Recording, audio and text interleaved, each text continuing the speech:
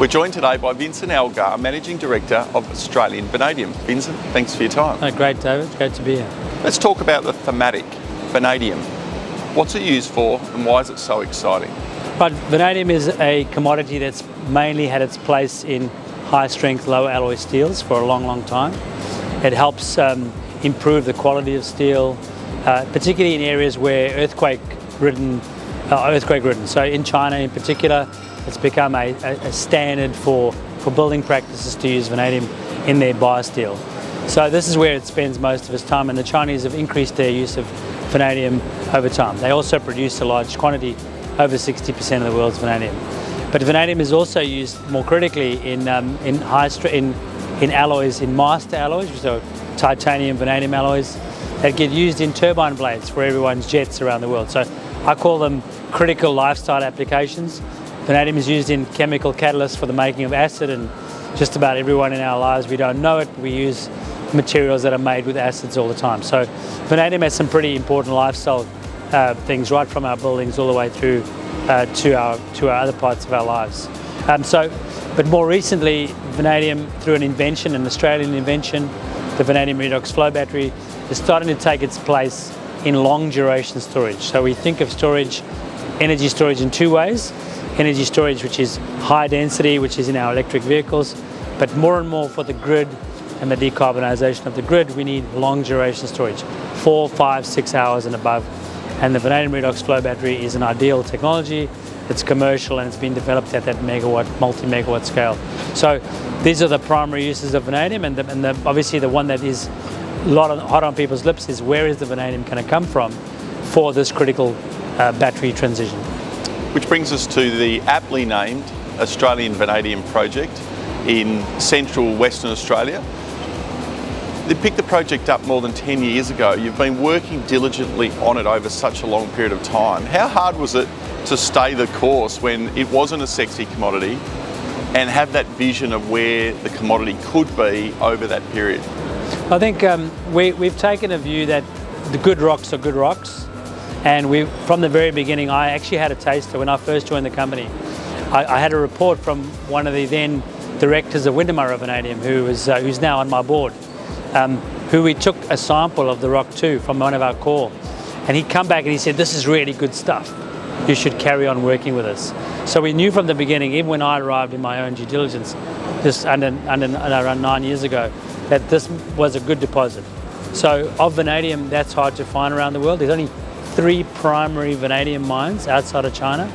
One is in Brazil and 2 are in South Africa, where the world's richest deposits currently are. But Western Australia is very well endowed in these deposit types. They're iron, titanium, vanadium deposits.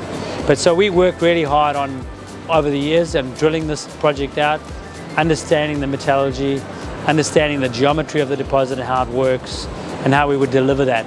And as we've moved along, so the world's sort of come around, and the applications for vanadium, particularly the need to reach net zero via increased use of renewables on grids, is leading closer and closer to the need for vanadium redox flow batteries to be a part of that. And so we find ourselves here. And 3 or 4 years ago, you set up a subsidiary business that really focused on the technology that has an application here? Yes, absolutely. And turns out Australia is high on the list of the battery makers' targets, because it's got a very high renewable penetration rate.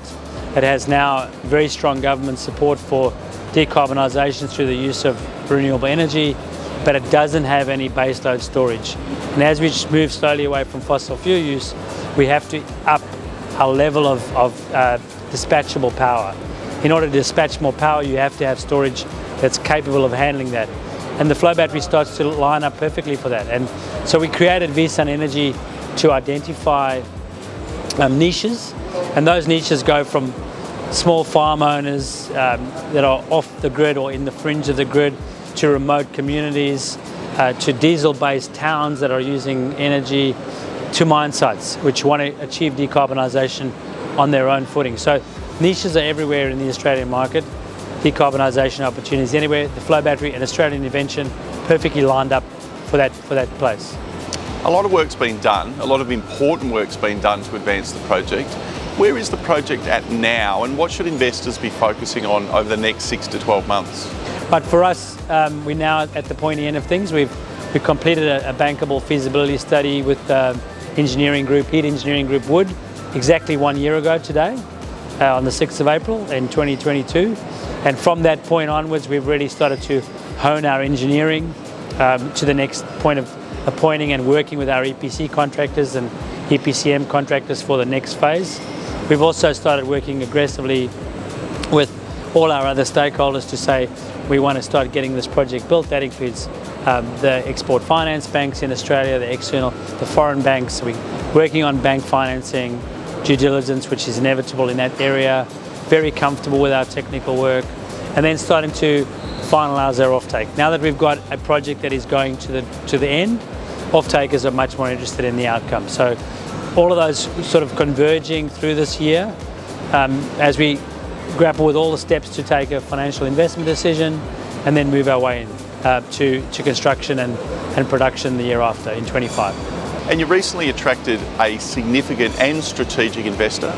Yes, we've been aware that resource capital funds are interested in vanadium, and in the last 2 weeks, 2 weeks ago, we had them come on board as a significant shareholder, taking 5.35% of the company.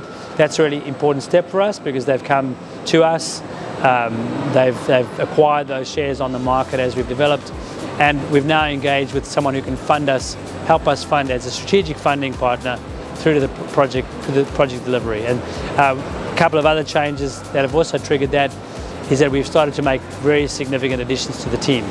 We recently appointed a CEO by the name of Graham Arvidsson, who's come out of a construction background with Primero Group, has worked on a number of the lithium mines in WA, and has chosen us to come and work with.